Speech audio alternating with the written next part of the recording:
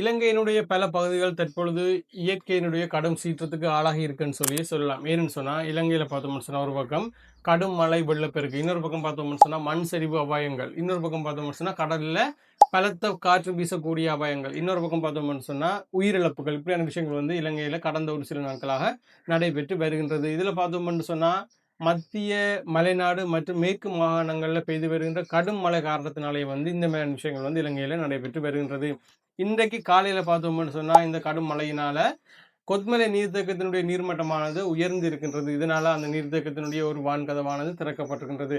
ஒரு கதவு திறக்கப்படுறது சாதாரணமான விஷயமாக இருந்தால் கூட இந்த நீர்மட்டமானது மேலும் அதிகரிக்கிற பட்சத்தில் பார்த்தோம்னு சொன்னா மிச்ச கதவுகளும் திறக்கப்படும் சொல்லி பொறியியலாளர்கள் எச்சரிக்கை விடுத்திருக்கிறார்கள். இதனால இந்த கொத்மலை ஆற்றின் இருபுறமும் அருகில் இருக்கிற மக்கள் பாதுகாப்பாக இருக்க வேண்டும் சொல்லி கேட்கப்பட்டிருக்கின்றது.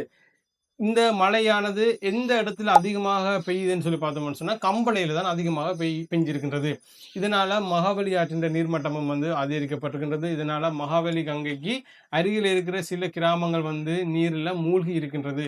சுமார் 500 குடும்பங்கள் தங்களுடைய வீடுகளை விட்டு வேறு இடங்களுக்கு போய் பாதுகாப்பா இருக்கிறார்கள். அதாவது பார்த்தோம்னு சொன்னா இந்த விகாரைகள், பள்ளிவாசல்கள் போன்ற இடங்களுக்கு மக்கள் முகாம்கள் விட்டு தங்கி இருக்கிறார்கள். இந்த மீட்பு நடவடிக்கைகளுக்காக பார்த்தோம்னு சொன்னா 6 படகுகளும் தயார் நிலையில இருக்கின்றது. இலங்கையில நேஷனல் பில்டிங் ரிசர்ச் ஆர்கனைசேஷன் ஒரு கடுமையான ஒரு ரெட் வார்னிங் ஒன்று விடுத்திருக்காங்க. அது என்னன்னு சொன்னா எந்த நேரத்திலும் மிகப்பெரிய அளவிலான மண் சரிவுகள் ஏற்படக்கூடிய அபாயங்கள் இருப்பதாக தெரிவிச்சிருக்கிறாங்க.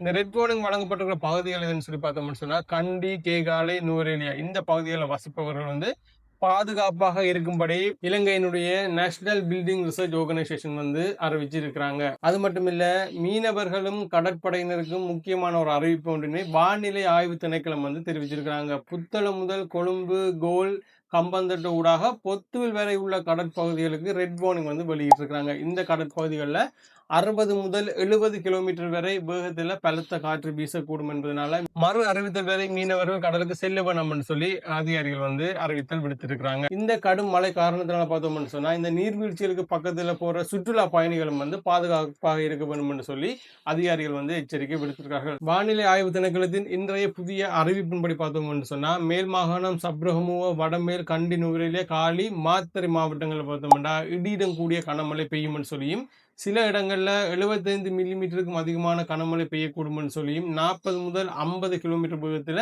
பலத்த காற்று வீசக்கூடும். எனவே தேவையற்ற பயணங்களை தவிர்க்குமாறும் இந்த ஆறுகளுக்கு பக்கத்தில் இருக்கிற மக்கள் பாதுகாப்பாக இருக்க வேண்டும் சொல்லியும் ஆறுகள் மற்றும் வெள்ள பகுதிகளுக்கு செல்ல வேண்டாம் என்று சொல்லியும் மின்கம்பிகள், மரங்களுக்கு அருகில் செல்ல வேண்டாம் என்று சொல்லி வானிலை ஆய்வு திணைக்களம் எச்சரிக்கை விடுத்திருக்கிறார்கள். தற்பொழுது இலங்கையானது மிகவும் கவனமாக இருக்க வேண்டிய ஒரு காலகட்டம் என்று சொல்லலாம். சில இடங்கள்ல நிலைமை சீராகி வருகின்றது, சில இடங்கள்ல பார்த்தோம்னு சொன்னா நிலைமை மோசமாகி வருகின்றது.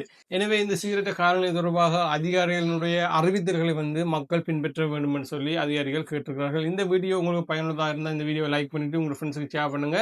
நீங்க நம்ம சேனலை சப்ஸ்கிரைப் பண்ணல சப்ஸ்கிரைப் பண்ணுங்க. இந்த அதிகமான மழை வெள்ளப்பெருக்கு தொடர்பாக அவதானமாக இருங்க. இன்னொரு வீடியோவில் உங்களை சந்திக்கிறேன். நன்றி.